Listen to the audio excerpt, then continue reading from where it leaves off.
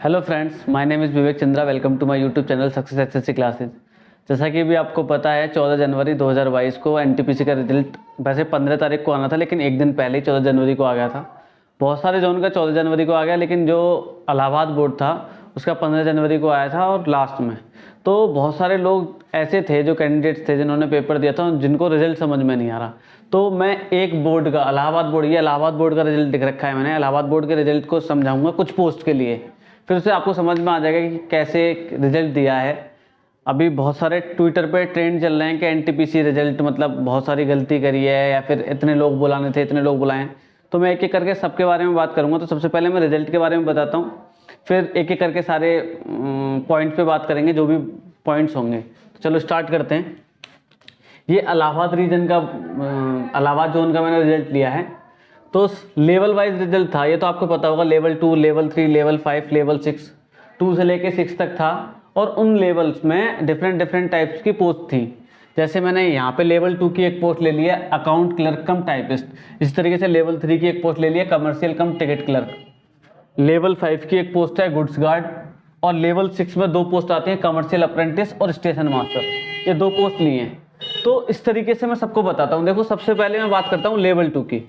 Level 2 का पे scale सबसे कम था। तो इसमें लेवल 2 में जो 12th लेवल के कैंडिडेट्स थे वो भी थे और ग्रेजुएशन लेवल के भी कैंडिडेट्स थे। तो इसमें सबके लिए है। तो इसकी जो कट ऑफ गई है यूआर की, वो गई है 94। एससी की बात करूं तो 86.17, एसटी की बात करूं 83.33 और ओबीसी की 93.06 और ईडब्ल्यूएस की 91.85। इस तरीके से कट ऑफ गई है। अगर मान लो किसी के नंबर 95 हैं और वो यूआर में है, तो यूआर की अगर आप कट ऑफ देखेंगे तो सबकी 94 से कम है। देखो, किसी की भी देखेंगे तो अगर किसी के नंबर 95 हैं और वो एलिजिबिलिटी क्राइटेरिया रखता है ग्रेजुएशन का, तो वो जितनी भी पोस्ट हैं एनटीपीसी में सारे के लिए एलिजिबल है। कहने का मतलब उसका नंबर अगर हम लेवल 2 में है तो उसका हर लिस्ट में नाम होगा। लेवल 2 में भी, लेवल 3 में भी, लेवल 4 में भी, 5 में, 6 में, सब में नाम होगा। इसी तरीके से रिजल्ट है। अगर मान लो किसी के नंबर आए 95 की जगह मैंने बोला 92 आए, तो इससे तो कम है, लेवल 2 में तो नहीं हो सकता। तो वो लेवल 2 के अलावा लेवल 3 में होगा, लेवल 5 में होगा और लेवल 6 के इस वाले कैटेगरी में लाई करेगा, मतलब स्टेशन मास्टर में। वो सीए के लिए एलिजिबल नहीं है और वो इस लेवल 2 की पोस्ट के लिए एलिजिबल नहीं है। अब चाहे वो 12th हो, चाहे ग्रेजुएशन हो, कोई भी हो। तो इस तरीके से रिजल्ट दिया गया है। तो मैं एक बार सबको बता देता हूँ। जैसे मान लो लेवल 2 में ये सब मैंने बता दिया कि कौन सी पोस्ट के लिए, अकाउंट क्लर्क कम टाइपिस्ट। अब लेवल 3 की बात करते हैं। लेवल 3 में जो यूआर की गई है कट ऑफ, वो 90.92 है, 82.45, 79.38 एसटी की, ओबीसी की 87.95 और ईडब्ल्यूएस की 87.24। ये किसके लिए गई है? कमर्शियल कम टिकट क्लर्क, इसके लिए गई है। अब इससे ये पे स्केल हाई होते चले जाते हैं। जैसे लेवल बढ़ता जाएगा पे स्केल हाई होते चले जाएंगे, मतलब ग्रेजुएशन लेवल पे आता चला जाएगा। अगर मान लो कोई स्टूडेंट 12th में है और उसके नंबर बहुत अच्छे खासे आ गए, मान लो 88 कट ऑफ गई है, उसके नंबर आ गए 90, तो अब वो 12th में है, ये वाली पोस्ट है ग्रेजुएशन लेवल से, तो वो इनके लिए एलिजिबल नहीं होगा। इस तरीके से रिजल्ट बनाया गया है।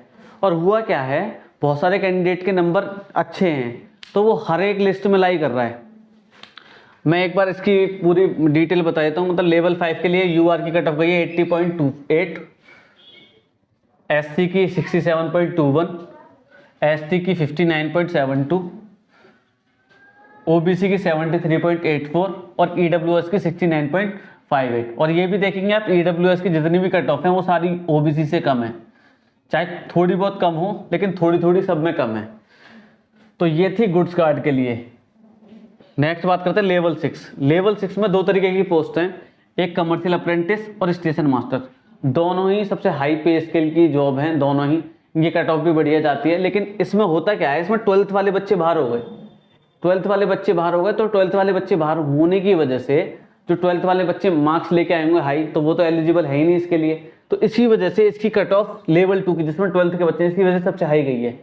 और यहाँ देखोगे, यहाँ पे सीए के लिए सबसे ज़्यादा आती है क्योंकि इसकी पोस्ट सबसे कम होती है, इसी वजह से हाईएस्ट कट ऑफ गई है। इसकी थोड़ी सी कम चली गई है इससे। तो ये केवल और केवल ग्रेजुएशन लेवल की हैं, जिसमें यूआर की सीए के लिए बता रहा हूँ मैं, यूआर की 93.43, एससी की 84.20, एसटी की 83.50, ओबीसी की 90.51 और ईडब्ल्यूएस की 90.49 गई है सीए के लिए, कमर्शियल अप्रेंटिस के लिए। अब बात करता हूँ मैं स्टेशन मास्टर के लिए। तो स्टेशन मास्टर के लिए यूआर की गई है 88.01, एससी की गई है 77.96, एसटी की गई है 73.37, ओबीसी की 84.38 और ईडब्ल्यूएस की गई है 83.61। तो ये सारी कट ऑफ का क्राइटेरिया था। तो चलो अब ये समझते हैं कि रेलवे ने जो लिस्ट बनाई है सारे अलग अलग लेवल की और कैंडिडेट्स बुलाए हैं वो किस तरीके से बुलाए हैं। देखो रेलवे को कैंडिडेट्स बुलाने थे 20 गुना, लेकिन रेलवे ने करा क्या है उसको समझेंगे जरा। जैसे मान लो किसी कैंडिडेट के नंबर है भाई 95, किसी के नंबर है 95, यूआर से बिलोंग कर रहा है वो, तो किसी के 95 नंबर हैं तो लेवल 2 की कट ऑफ भी पार कर देगा वो। ये देखो 94.18 है लेवल 2 की, तो इसकी लेवल 2 की अलग लिस्ट निकली है, उसके अंदर भी उसका नाम होगा, ठीक है। लेवल 3 की बात करेंगे तो लेवल 3 तो और इससे कम है 90.92, लेवल 3 में भी उसका नाम होगा। अगर वो ग्रेजुएशन से होता है तो लेवल 5 लेवल 6 में भी उसका नाम होगा।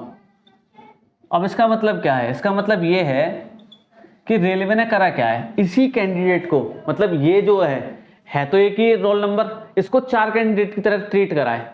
उसने करा क्या है, ये लेवल 2 में अलग कैंडिडेट माना है, लेवल 3 में अलग, लेवल 4 में, लेवल 6 में, इस तरीके से अलग अलग कैंडिडेट माने।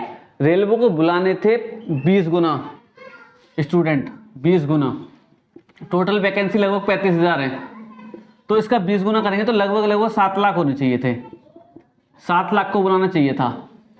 अब 7 लाख को बुलाना चाहिए था, लेकिन रेलवे ने बुलाया कितना है, 2 से 2.5 लाख, और ज़्यादा से ज़्यादा 3 लाख के लगभग हो जाएंगे। 2-2.5 लाख स्टूडेंट को बुलाया है। उसमें हुआ क्या है, रेलवे ने अभी एक अपना जो रिजल्ट के लिए एक नोटिस जारी किया है, उस नोटिस को भी मैं बताऊंगा क्या बोला है।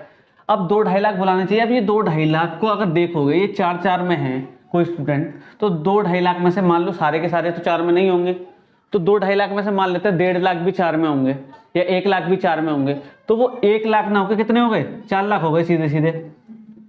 तो रेलवे ने इस तरीके से 20 गुना कैंडिडेट बुलाए गए हैं। अब मैं थोड़ा सा उनका जो नोटिस आया है मैं उसको बताता हूँ। देखो ये रेलवे ने क्लैरिफिकेशन दिया है जो रिजल्ट आया है उस पर, क्योंकि बहुत सारे स्टूडेंट ने रेज किया था कंसर्न, और ट्विटर पे भी ट्रेंडिंग में चल रहा है कि एनटीपीसी रिजल्ट में कुछ घपला हुआ है, ये हुआ है, इतने लोग बुलाने थे इतने नहीं बुलाए। तो क्लैरिफिकेशन में क्या दिया है वो आप साइड में पढ़ सकते हैं, मैं पढ़ के बता रहा हूँ। कुछ पॉइंट जो मेन पॉइंट होंगे उन पर मैं फोकस करके उसका बता दूंगा कि क्या बोलना चाह रहा है।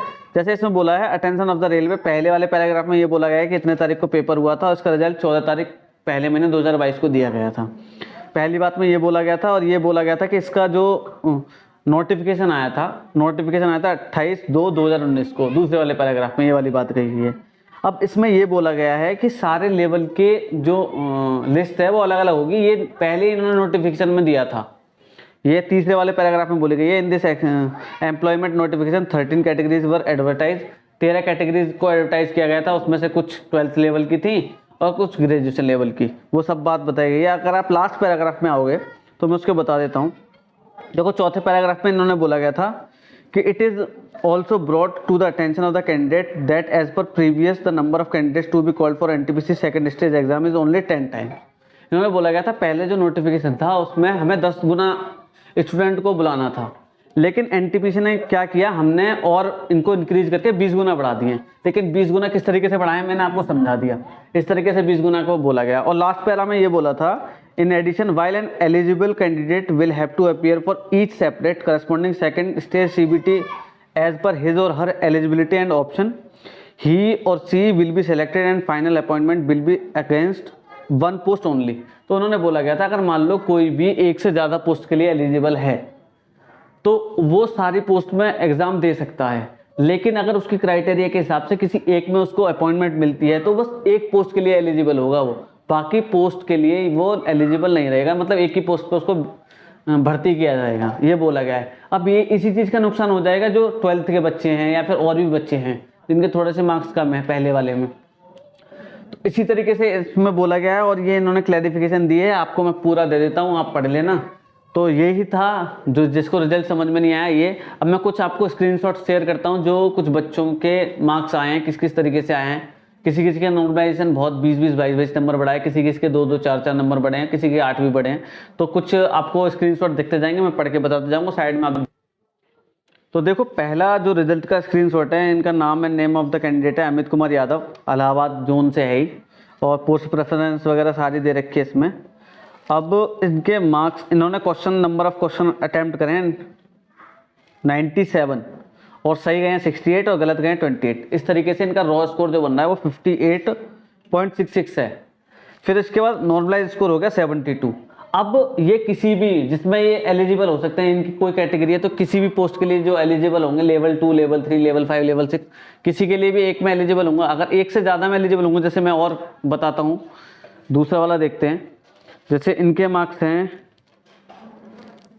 विक्रम सिंह भैरवा भोपाल से, और नंबर ऑफ क्वेश्चन अटेम्प्ट है 99, रॉ स्कोर है 48 और नॉर्मलाइज स्कोर है 70। तो इनके मार्क्स कितने बढ़े हैं? 22 बढ़े हैं। और देखते हैं, जैसे ये एक पंकज कुमार गुप्ता, 98 क्वेश्चन है वैलिड, 93 अटेम्प्ट करें हैं, जिसमें 73 रॉ स्कोर है और नॉर्मलाइज स्कोर 84 है। तो 73 में 84 11 ही बढ़े। तो किसी किसी के 22 बढ़े, किसी किसी के 11, 7, 8। अब ये नॉर्मलाइजेशन का चक्कर समझ में नहीं आया कैसे है। तो नॉर्मलाइजेशन समझ में नहीं आया, जिसकी शिफ्ट आसान है या कठिन है उसके हिसाब से दिया गया है। किसी को 11 भी मिले, किसी को 22 भी मिले। और एक दो और है, ये बता देता हूँ। जैसे कुमार वैभव, इनके रॉ मार्क्स 75 हैं, नॉर्मलाइज मार्क्स 86 हैं, 11 बढ़े हैं। तो ये 86 है। अब 86 मान लो इस वाले कैटेगरी में, जनरल की बात करता हूँ मैं, 80 नंबर इसमें है। अब 86 और किसी में नहीं, तो इनका केवल नाम लेवल 5 में होगा। लेवल 5 की जो लिस्ट होगी उसमें होगा, अगर ये यूआर से बिलोंग करते हैं तो। अगर किसी और से बिलोंग करते हैं, मान लो मैं ओबीसी की बात करता हूँ, तो 86 एक इसमें और एक इसमें, तो 2 लिस्ट में नाम मिल जाएगा, एक स्टेशन मास्टर वाली में और एक गुड्स गार्ड वाली में। तो ये अब एक कैंडिडेट को 2 कैंडिडेट की तरह ट्रीट किया है एनटीपीसी ने, मतलब रेलवे ने, इस तरीके से बनाया गया है। तो बस यही था एनटीपीसी रिजल्ट के रिगार्डिंग। जो भी वीडियो में मैंने बताया वो आप देख सकते हैं, समझ में आ गया होगा। मिलते हैं एक और बेहतरीन वीडियो में, तब तक के लिए थैंक यू।